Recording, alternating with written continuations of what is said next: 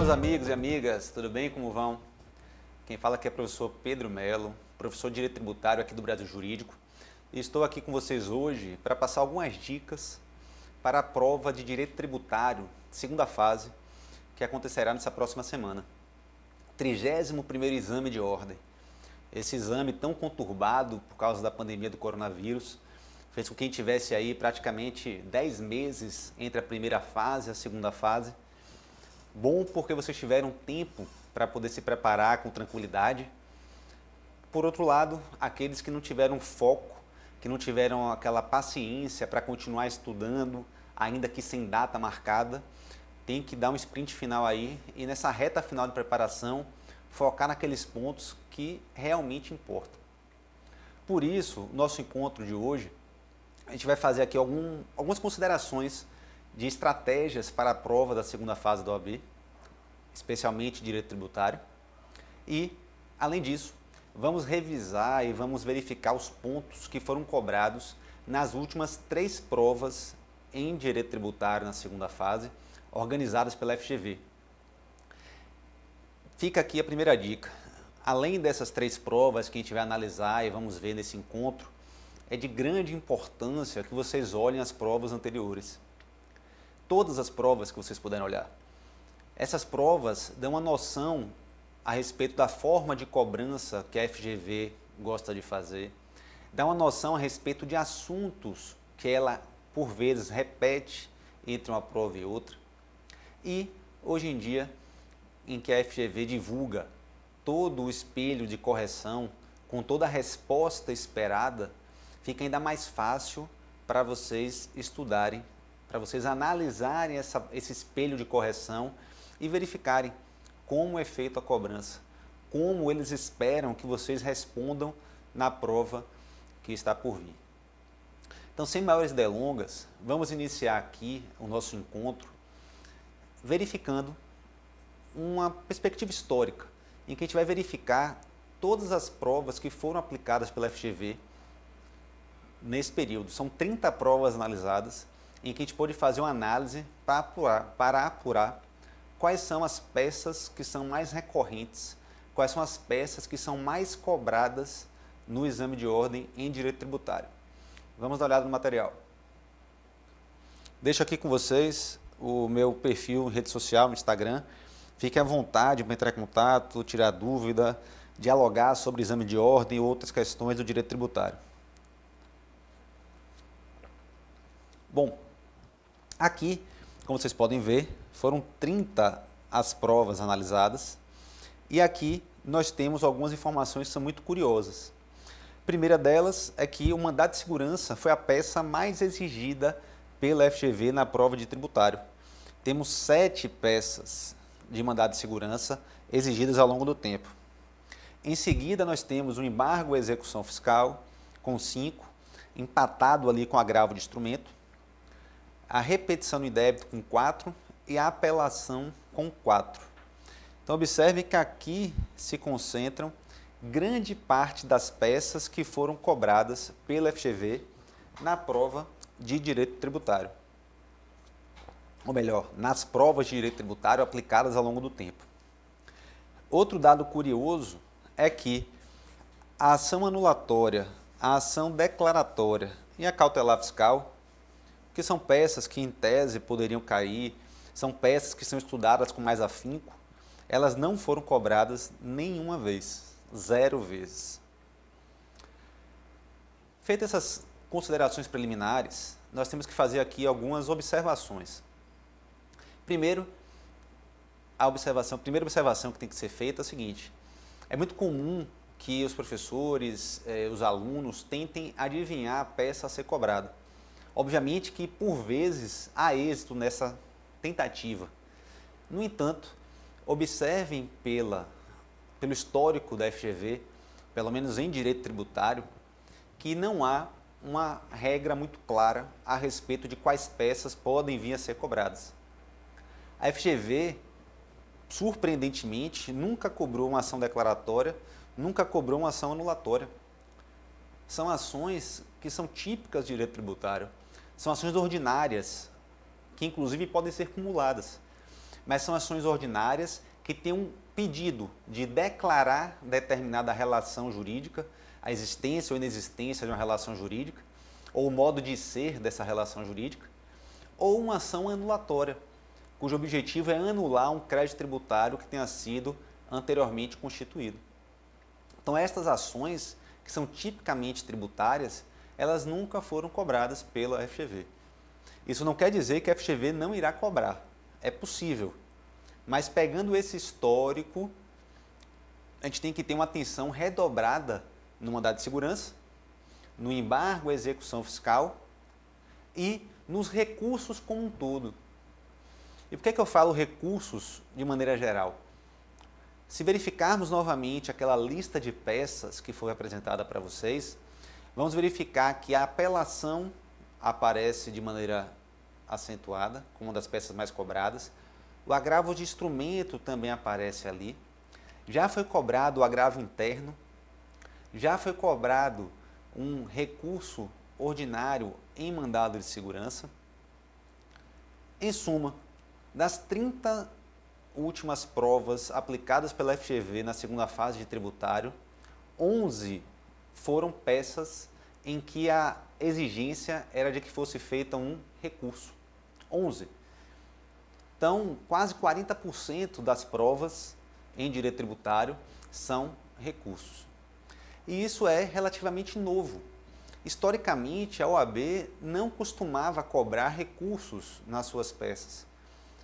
No entanto, o edital prevê expressamente aquelas peças que são típicas da área tributária, como também prevê as ações constitucionais, uma ação direta de constitucionalidade, uma ação declaratória, uma DPF, como prevê os recursos. Então, muita atenção com os recursos. Lembrem de dar uma olhadinha, aquela estudada no Código de Processo Civil, para verificar os recursos cabíveis, ou até mesmo já saber em qual artigo do Código de Processo Civil começa a falar de recursos, para que no momento da prova vocês tenham uma tranquilidade maior para encontrar esses dispositivos que serão de grande importância caso seja cobrado um recurso na peça de direito tributário. Bom, então, além dessas dicas preliminares de ficarmos de olho em recursos e mandado de segurança, embargo e execução fiscal, que são as peças que costumam ser mais cobradas, eu acho que é muito importante verificarmos as últimas 3 provas da OAB. Vamos lá. No 30º exame de ordem foi cobrada uma apelação. No 29º, um mandado de segurança, que neste caso ele era coletivo e preventivo. E no 28º exame de ordem, um recurso ordinário em mandado de segurança. Então, observe que das últimas 3 provas, houveram 2 recursos e um mandado de segurança. Antes de passar aqui para a análise das questões das últimas 3 provas, vale a pena mencionar que, por vezes, as provas da OAB, elas trazem um enunciado longo, um enunciado denso.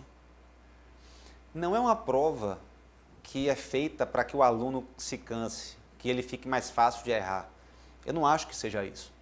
É uma prova que traz uma circunstância fática detalhada, como efetivamente acontece na vida real. Na vida real, não existe um letreiro luminoso indicando em quais pontos daquela narrativa você, advogado, futuro advogado, tem que estar atento para poder responder ou para poder definir a estratégia processual a ser adotada.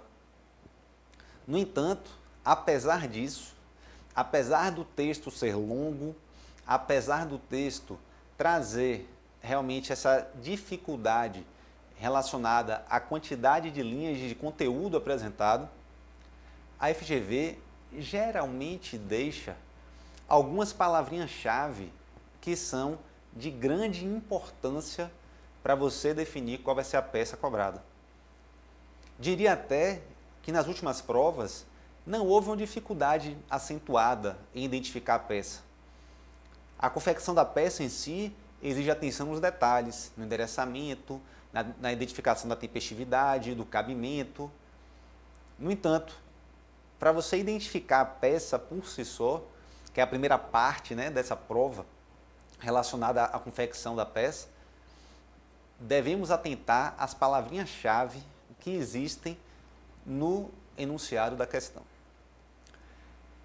Uma última observação, antes da gente ler aqui o enunciado, fica uma dica pessoal de como eu acho interessante fazer a prova, que pode ser ou não a melhor opção para vocês.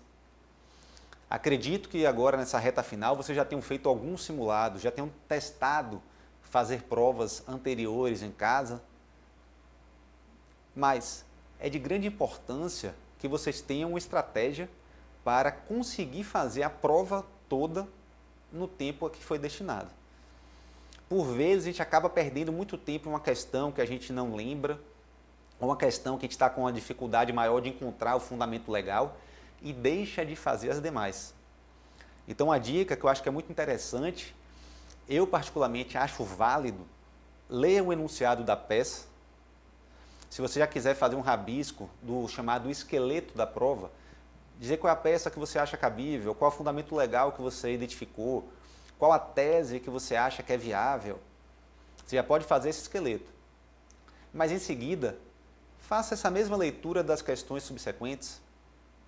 Por vezes, parte do enunciado das outras questões ou parte da resposta que você vai dar nas outras questões ajuda você a responder a própria peça. Então, eu reputo ser válido fazer esse esqueleto da peça e das questões antes de efetivamente começar a escrever a resposta de cada uma das questões ou da própria peça. Quanto à ordem da resposta, caso você já tenha uma noção de qual peça fazer e caso você já tenha uma noção de quais os fundamentos devem ser utilizados, faça a primeira peça. Lembre que ela vale mais, ela vale 5 pontos. E por valer 5 pontos, é essencial para a sua aprovação que você faça uma boa peça, que você identifique corretamente. Mas caso tenha dúvida, caso você não saiba qual peça fazer, passe para a questão. Ao fazer as questões, você vai descansar um pouco a cabeça em relação à peça, vai conseguir responder aquilo que você já tem um domínio, que você já tem um conhecimento. E no momento de responder a peça, talvez você já tenha tido essa inspiração que faltava no início. Não cometa o erro, que eu já vi alguns alunos cometerem, de fazer uma peça sem inspiração, sem ter certeza, e depois não conseguir passar limpo, ou eventualmente fazer já na folha de respostas e não conseguir apagar tudo o que escreveu. Então, na folha de rascunho, entendo muito útil fazer o esqueleto da prova, mas não escrever a resposta como um todo para não gastar todo esse tempo. Por fim, a gente vai falar sobre isso mais na frente, é muito importante lembrar que além dos fundamentos legais e constitucionais que a FGV exige, por vezes ela exige também os fundamentos em jurisprudência, geralmente súmulas. E o Vademecum de vocês certamente tem súmulas relacionadas ao direito tributário. Então, entendo ser útil organizar o tempo para que no finalzinho da prova você dê uma folheada nessa súmula de direito tributário, porque ao folhear essas súmulas você pode eventualmente identificar alguma súmula que você não colocou naquele esqueleto da prova. E aí você conseguiria indicar o enunciado da súmula corretamente e conseguir aquela pontuação preciosa, aqueles décimos preciosos que no final da correção podem ser muito úteis. Ok? Sem maiores delongas, vamos aqui ler o enunciado da peça do 28º Exame de Ordem. A Sociedade Empresária Sigma S.A., concessionária de serviço público de telefonia, foi autuada pelo Fisco do Estado X em 31 de julho de 2017, por não recolher ICMS sobre operações de habilitação de telefone celular ocorridas de janeiro a junho de 2010. Primeira dica aqui é ficarmos atentos às datas. Quando a questão fala que a autuação aconteceu no dia 31 de julho de 2017, e os fatos que supostamente são geradores de obrigação tributária aconteceram de janeiro a junho de 2010, temos que ficar atentos aí ao prazo decadencial de 5 anos. Bom, foi feita essa notificação, sendo-lhe dado prazo de 30 dias para pagamento do débito tributário.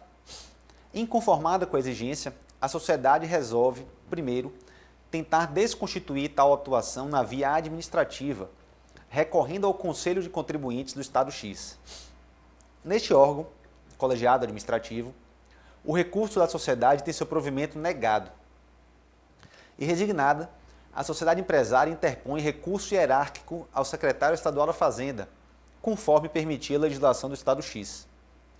O secretário da Fazenda nega provimento ao recurso, mantendo a exigência de cobrança do tributo. Esgotada a via administrativa, a empresa imediatamente ingressa em juízo com mandado de segurança de competência originária do Tribunal de Justiça Local, contra o ato do secretário estadual, nos termos estabelecidos pela Constituição do Estado X. Bom, aqui a gente tem que fazer uma pausa. Toda a narrativa até aqui foi no sentido de trazer as circunstâncias fáticas e apresentar a questão para vocês. No entanto, até então, não havia nenhuma dica de qual peça deveria ser feita. Mas dando seguimento, é dito na questão que, esgotada a via administrativa, foi feito um mandado de segurança. E esse mandado de segurança é de competência originária do Tribunal de Justiça local. Observe, meus amigos, foi feito um mandado de segurança e esse mandado de segurança é de competência originária do tribunal. Ou seja, ele não foi para um juiz de primeiro grau para ser analisado. Esse mandado de segurança foi feito contra um ato coator da autoridade indicada e esse mandado de segurança foi distribuído diretamente para o Tribunal de Justiça. Essa informação é muito importante por duas razões.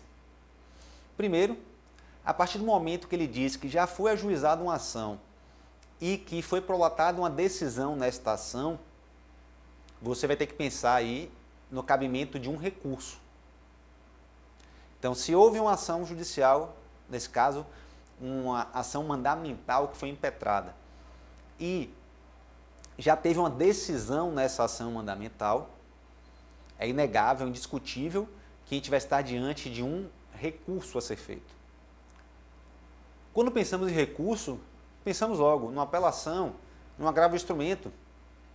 No entanto, a apelação e agravo instrumento são meios adequados para você levar uma decisão de primeiro grau para ser conhecida no tribunal. Uma decisão prolatada pelo juiz para ser conhecida pelo Tribunal de Justiça, para ser julgada por um órgão colegiado. Mas a questão deixa claro, olha, esse mandado de segurança é de competência originária do tribunal. Sendo assim, você já afasta o cabimento da apelação do agravo instrumento. Nesse momento, eu entendo até que seria um pouco natural o aluno pensar, meu Deus, o que fazer? Porque esse tipo de recurso que foi exigido na prova não é um recurso que se faça todo dia na advocacia. Esse recurso ordinário, mandado de segurança, que é a resposta adequada.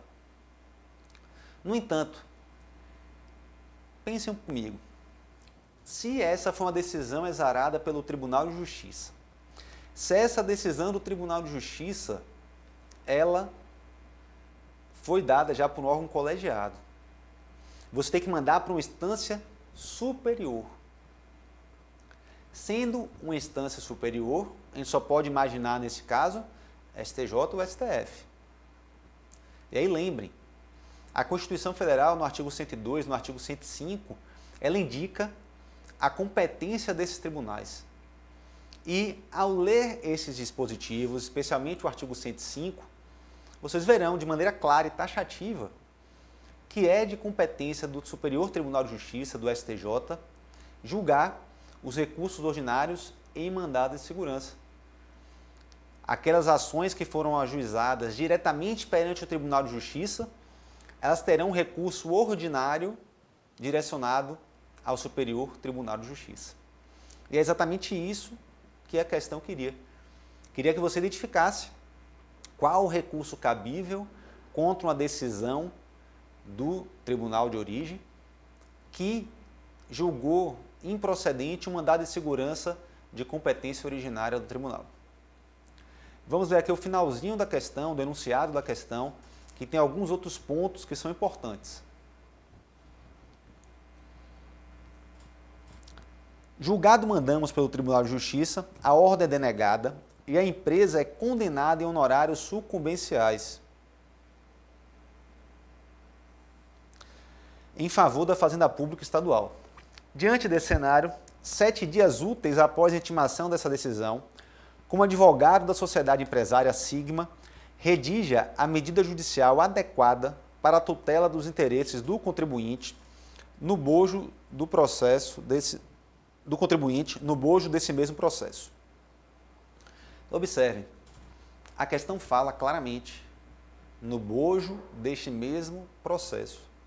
Ou seja, se houve uma ação que foi ajuizada, se essa ação já foi julgada e você quer, ou melhor, a FGV quer que você lance mão da medida no bojo deste mesmo processo, invariavelmente você vai ter que lançar mão de um recurso. E como a gente já viu, com base no artigo 105 da Constituição Federal, é um recurso ordinário em mandado de segurança que vai ser direcionado ao Superior Tribunal de Justiça. Além disso, eu fiz questão de marcar em vermelho aqui para vocês a observação de que a empresa foi condenada em honorários sucumbenciais. E por que eu marquei isso? Observem, é um mandado de segurança e houve condenação em honorários. Essas duas situações juntas são absolutamente conflitantes.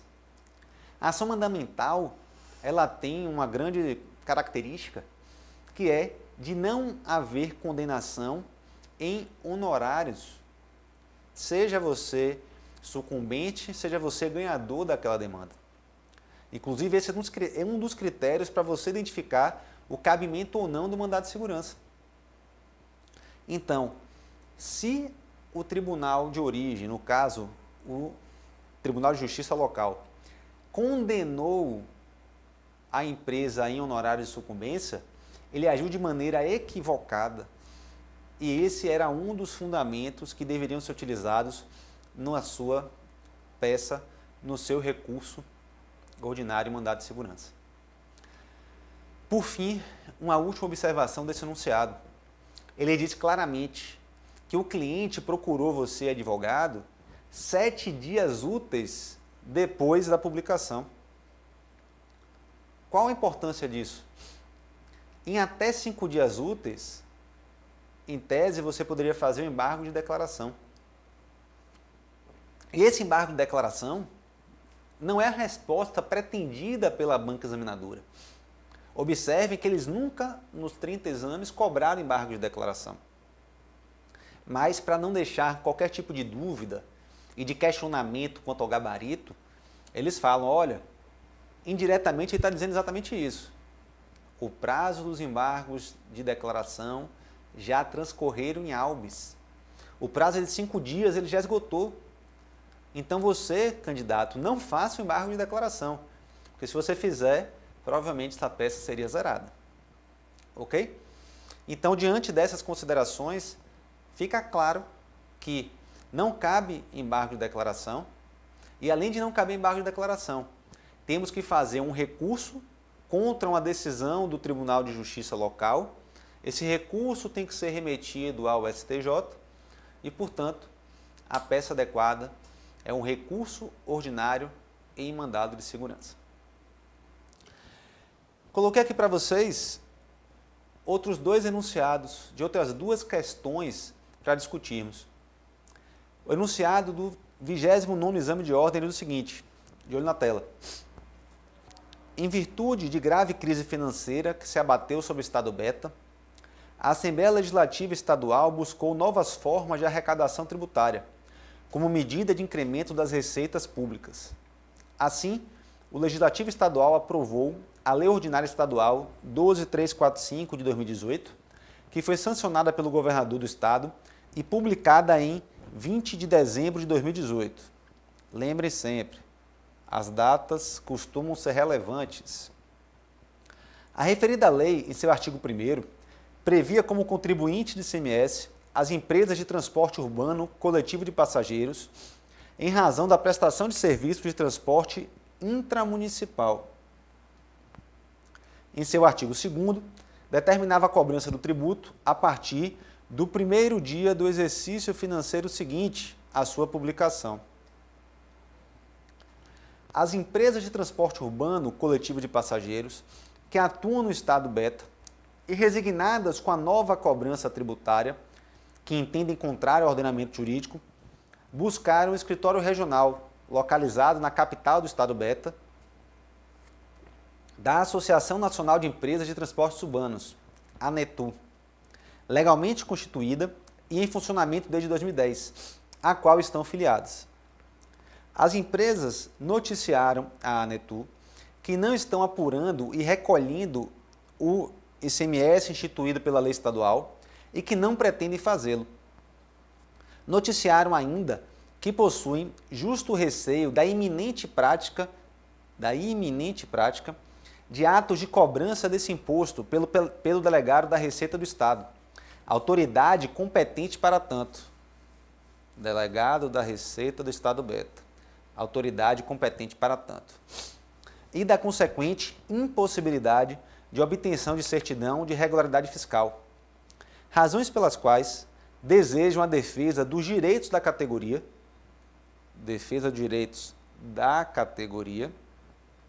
com efeitos imediatos,